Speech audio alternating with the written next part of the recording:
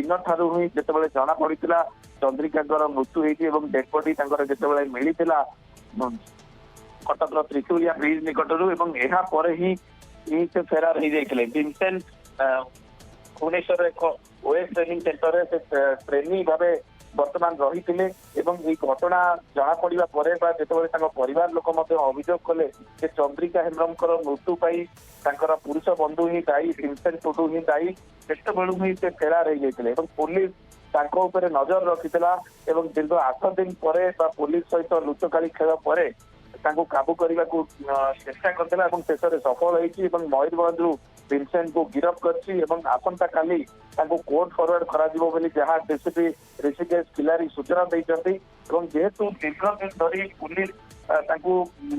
खोजुला विभिन्न स्थान में खोजुला गत काली डीसीपी कहते जो मैंने सेल्टर देते जो मैंने सहयोग करते गिरफ कर तेणु पुलिस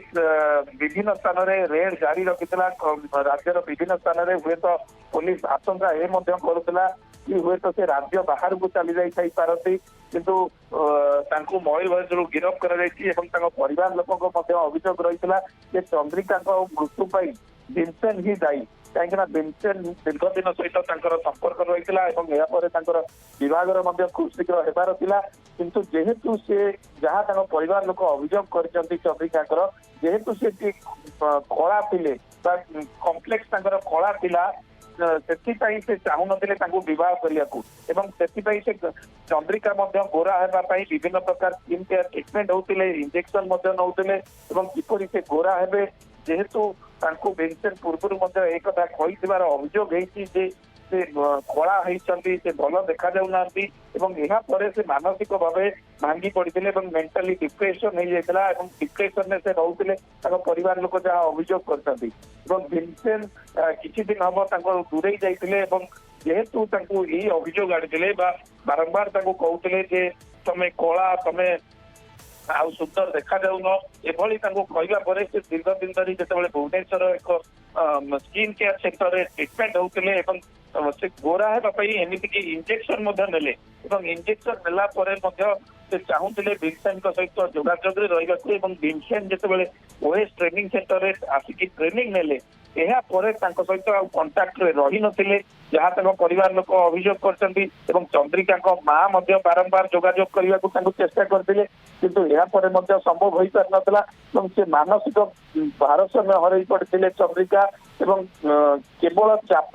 देते विनसेंट टुडू विनसेंट टुडू ही चंद्रिका ये मृत्यु घटी किंतु पोस्टमार्टम रिपोर्ट रु जदि स्पष्ट जना पड़ी पोस्टमार्टम रिपोर्ट रु जहाँ जना पड़ी पुलिस जहाँ कही चंद्रिकार मृत्यु पानी भितर बुड़ी अणनिश्वास मृत्यु होती अर्थात हत्या करा किंतु जो मृत्यु घटी चंद्रिकार से विनसेंट टुडू पुरुष बंधु दायी बोली एक कथा स्पष्ट जना पड़ा पर मानसिक चाप दौटुवा कथा जेहेतु परिवार लोक अभियोग कर पुलिस विभिन्न स्थान में रेड करथिला मयूरभंज गिरफ कर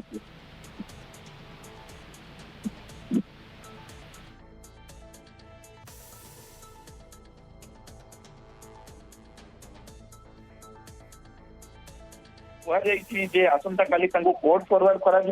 किंतु पुलिस एक प्रकार प्रक्रिया आरंभ करथिला जदि पुलिस पाई नथा पुलिस जेतु विभिन्न स्थान में रेड जारी रखिथिला हुए तो विरुद्ध कोर्ट रु ऑर्डर कर प्रॉपर्टी अटैचमेंट प्रक्रिया आरंभ कर कहीं जो अभियुक्त मैंने जदि दीर्घ दिन धरी फेरार रही था जो मैंने पुलिस को धरा दे न तेणु पुलिस भिन्न प्रक्रिया किपरि धरब से सब प्रकार उद्यम करए विनसेंट टुडू क्षेत्र में किसी दिन भितर फर्मुला आपणई था विनसेंट टुडू को धरने कोर्ट आवेदन करता जहाँ प्रॉपर्टी किपरि अटैचमेंट करा